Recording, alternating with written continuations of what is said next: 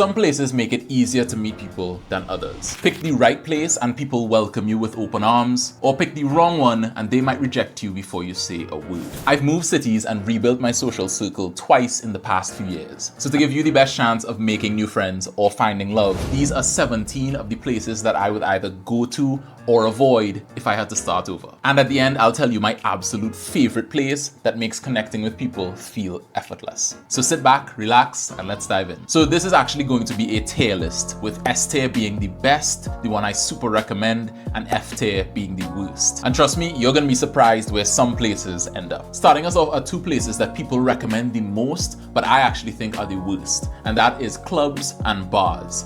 The reason I dislike these two places is, for the most part, they aren't real places where you can make connection. They aren't designed for that. Most people go to these places with groups, right? With friends that they already have, which means it's going to be very intimidating for you to break into that group. A second thing is that these places tend to be fairly noisy, meaning once you muster the nerve to go up and talk to the people, you will have another issue, being you can't really communicate well. They won't be able to hear you, you won't be able to hear them. The only saving grace that these places have is that they have alcohol, which can give you a bit of liquid courage, but at the same time, you may not know if who you're seeing on that night is actually the real them or more the alcohol or drunk version of them. So that is why I'm going to put clubs in F tier, and bars are only a little bit better because generally I think they tend to be a bit quieter. I'm going to put those in C tier.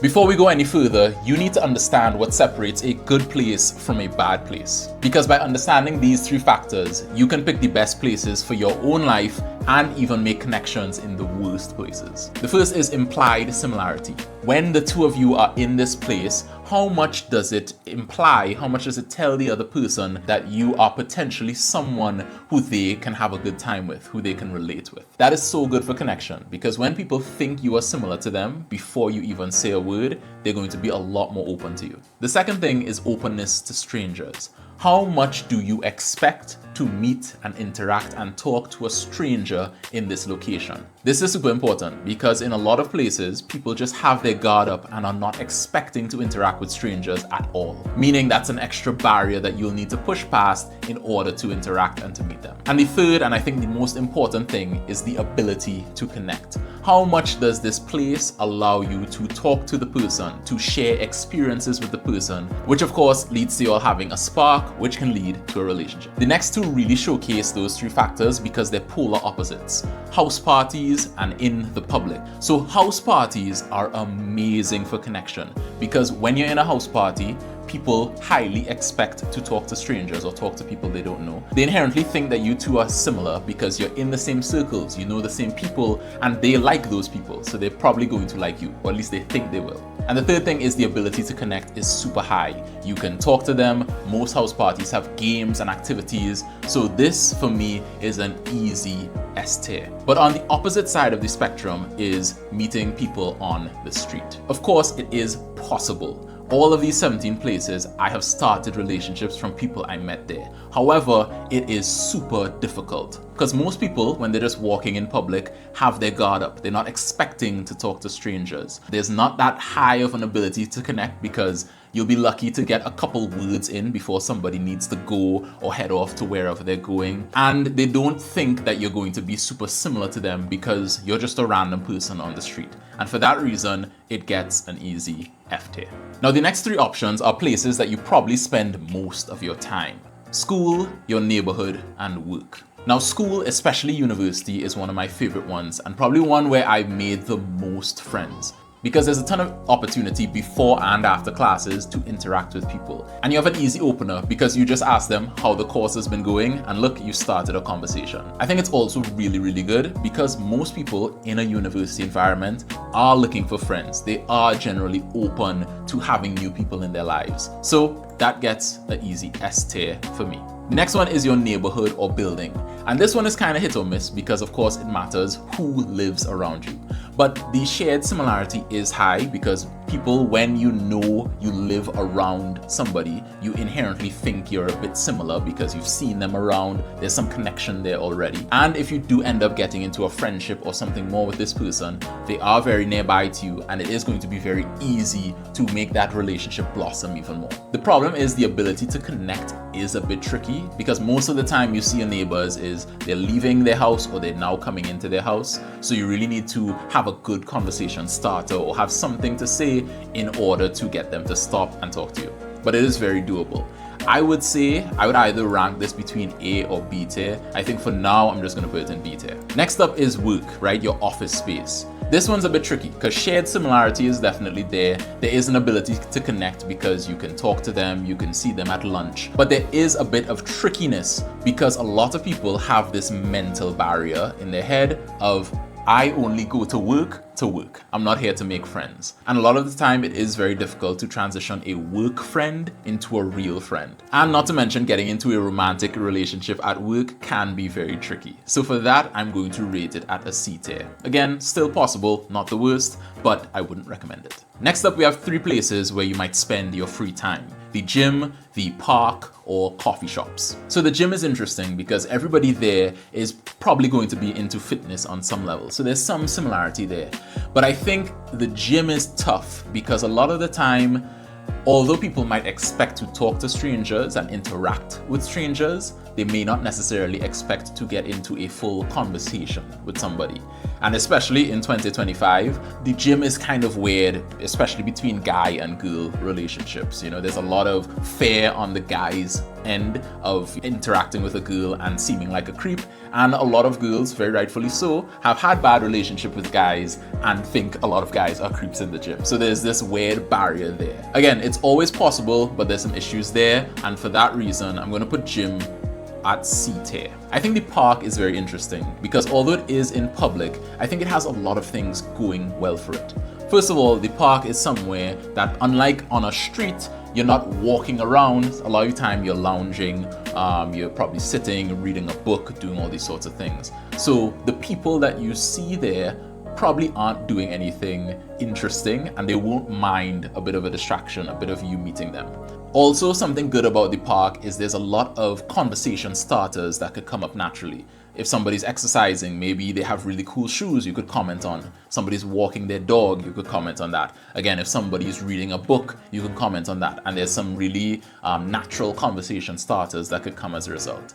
At the end of the day, there is still going to be a bit of a barrier in people's head about interacting with strangers. So I'm going to put the park at C tier. Part of me is thinking B tier, but maybe a high C tier. Again, it's not the best. It is very possible, but I'm gonna put it here. Very similar to the park is coffee shops. Because again, people are lounging, they're hanging out, they're not really doing anything particularly important in coffee shops. Although some people might be working, which is going to be a bit difficult to break past. So I'm going to put coffee shops, including Starbucks, up here too, maybe behind the park. So the next 3 are places you might have interests for. So these include concerts or shows, religious places, and volunteer organizations. So I think concerts and shows is pretty interesting because there's this shared similarity. Obviously, you're at the same show, you're seeing the same artists.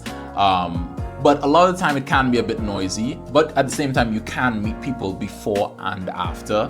So, you know, it's kind of middle of the road. I think I'm going to put it in B tier for meeting people. Churches and religious places, however, I think has really high potential. If we're talking shared similarity or implied similarity, there's very few similarities stronger than your religion that you can relate with somebody on. I think that alone gives it a very high A tier. It is a tremendous place to meet people and potentially even more. Speaking of amazing places to meet people, next up is volunteer organizations. I think it has a lot of the same benefits of a religious place, but because a lot of these volunteer organizations, and I'm talking places like soup kitchens, Rotaract and Rotary clubs, A lot of the things that they do is it involves a lot of teamwork, a lot of you spending your time with people and doing certain things, achieving goals with each other. So that ability to connect is high. You're going to be talking a ton, you're going to be doing a lot of things together. Not to mention, again, you have this shared similarity of this goal or this project or this mission that you're working towards, which can be very strong for people. For those reasons, I'm going to put this at S tier, one of the best. And the next three places before my absolute favorite one are events that are intentionally set up to help you meet people. So these are networking events, speed dating events, and speed friending events.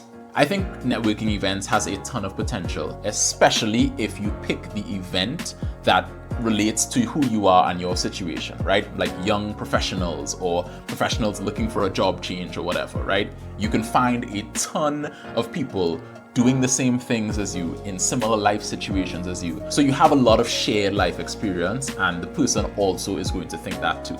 Not to mention, most of these events have very intentional moments and periods for you to talk to people, for you to meet people, potentially some icebreaker activities. So there's a lot of good chances to meet and talk to people. I would put this in S tier, but I think networking events have a problem in that a lot of the time people are going to be very business focused, right? They're only going to be thinking of business, only going to be thinking of how can this person get me a job. And I think that can be a very strong barrier from you turning anybody in this group into something more. So I'm only going to put it in A tier because there is that barrier that is stopping some meaningful connection from happening. Now, speed dating events, right? This is the classic, you have 2 minutes in front of a person of the opposite gender and just talking as much as you can, trying to woo them over.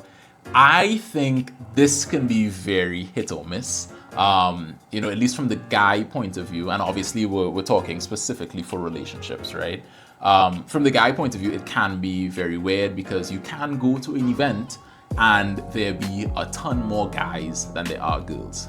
A friend of mine went to a speed dating event the other day and he described it as a sausage party. And what that means, unless you have really good social skills, you're not going to stand out that well to the people you're trying to meet. On the flip side, if you're a girl, that can be very good for you because now you have tons and tons of options in this place. You have really the pick of the litter, which can be good. One very underrated tip here is that you can use this event, even though it's a speed dating event, to make friends. If you're a guy, you can make friends with the other guys there. So even though you might not get a date or a number at the end of it, you might still leave with a friend. And the same thing if you're a girl, because there's going to be that strong similarity there of you guys coming to the same place, talking to the same people, and there's going to be a lot of conversation that just sparks off. So for a lot of reasons, I'm going to put this in A tier. It's not the absolute best, but it is still quite good.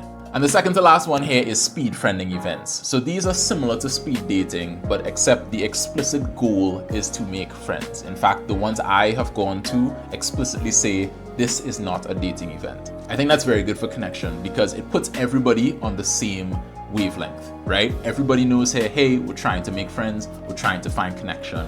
And a lot of the time, these places have conversation prompts, so you don't necessarily need to know what to say or be a good conversationalist because the answer will be right there in front of you. So I think speed friending events can be really good. It also avoids a lot of the problems of the speed dating event because everyone's explicitly there for friendship.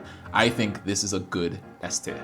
And last but not least, my absolute favorite place to meet people is in a hobby group or class. And what I mean by that is any place that you go to do your hobby. So whether it be running, whether it be painting, football, boxing, rock climbing, all these different things, whatever it is, as long as you're doing your hobby in a group of people or you're learning how to do it, that's what I mean here. And by now, I'm pretty sure it's obvious why this is good because the place you're in, there's going to be strong similarity. You're both doing the same hobby. In most of these places, you could talk and interact pretty easily, maybe even do the hobby together. So you're already building like this amazing shared experience. Plus, of course, if you are opting to do your hobby in a group rather than doing it by yourself, you inherently are expecting to talk to strangers, which I think is huge. And the final reason this is so far above any of the others on the list for me is because no matter what you do, no matter who you end up meeting, because it's a hobby that you love,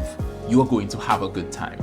right? You are going to walk away thinking, yeah, that was still fun. And I think that takes so much of the pressure off of going out and trying to meet people, because now you're just going out and enjoying the thing you love, and you might happen to meet people.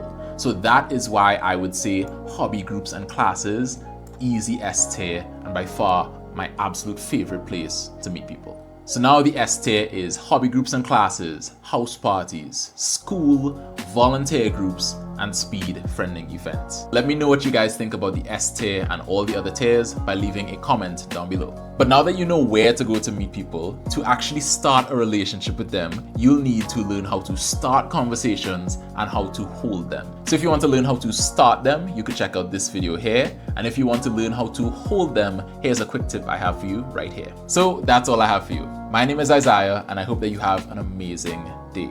And above all else, I hope that you keep connecting. Take care and good luck.